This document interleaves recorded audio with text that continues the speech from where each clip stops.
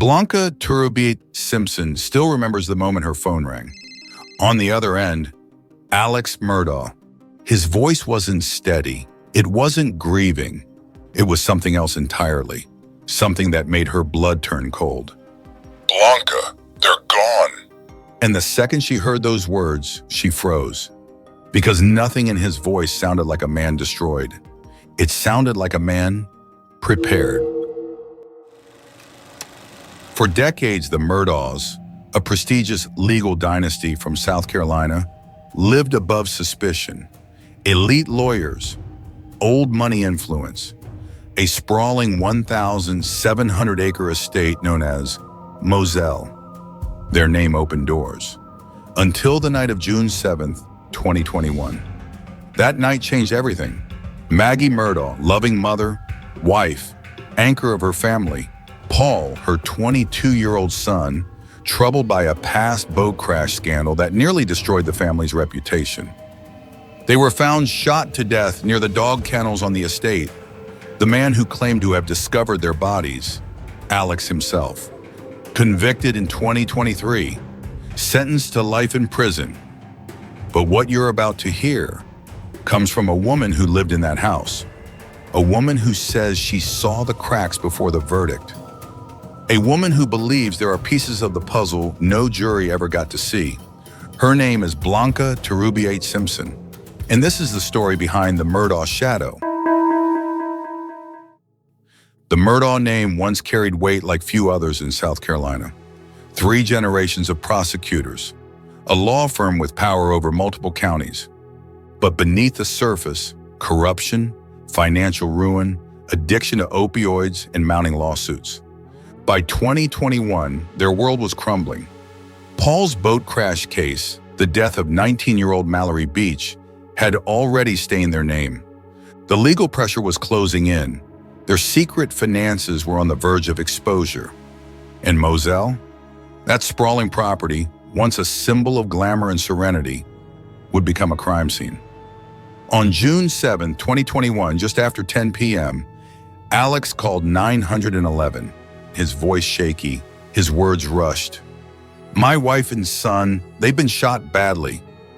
When police arrived, Maggie and Paul were found dead near the kennels. Pools of blood, shell casings littered the ground. 2 different guns, 2 brutal executions. Investigation after investigation, trial after trial, and eventually a guilty verdict in March 2023. Life without parole. But in all the forensics and courtroom drama, some question, could one man truly carry out such horror alone, clean up the scene, stage it, move vehicles, fool the world, and still make it look like he discovered the bodies? For one woman, Blanca, the answer was no, not possible. Blanca had worked at Moselle for over a decade.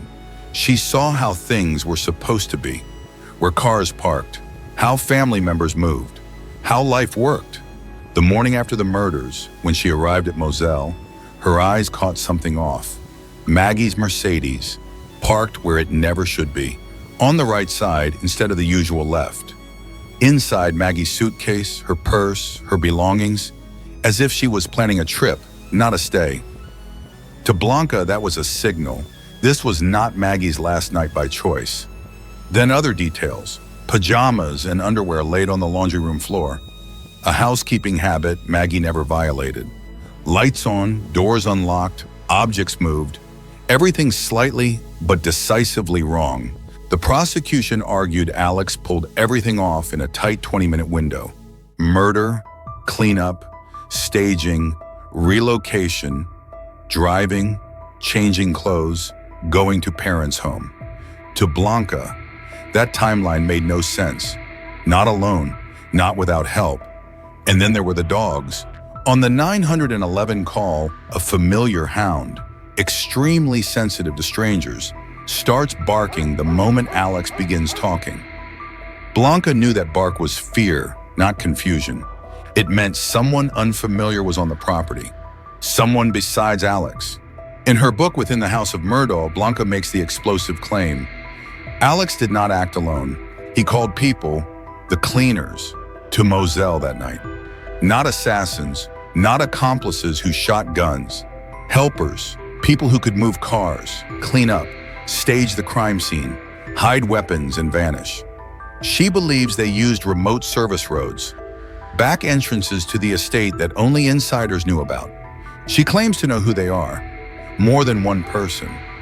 But she isn't giving names, not yet, because for her, this isn't about gossip, it's about the truth. During the 2023 trial, Blanca watched police body cam footage of Alex's car. There it was, a freshly laundered beach towel, a towel she herself had washed that morning. That towel shouldn't have been in his car, unless he used it after horrendous acts, after cleaning, after changing, and suddenly everything she had observed made sense. They did it, she whispered to herself. Alex is in prison, convicted, yes. Guilty, yes. But Blanca's theory changes the narrative. Not just one killer. A cover-up, hidden truth, unanswered questions. The murder weapons? Never found. A hole dug near kennels that day, witnessed by workers. Dark routes through Moselle, known only to a few. This isn't just a family crime, it's a mystery that refuses to close. What really happened on that night of June 7, 2021? A father's crime of desperation, or a much larger, darker scheme with silent partners and silent survivors? Blanca Turrubiate-Simpson saw the cracks. She heard the dogs. She noticed what no investigator ever did. And she's willing to risk everything, her reputation, her past, her silence, just to tell what she believes is the truth.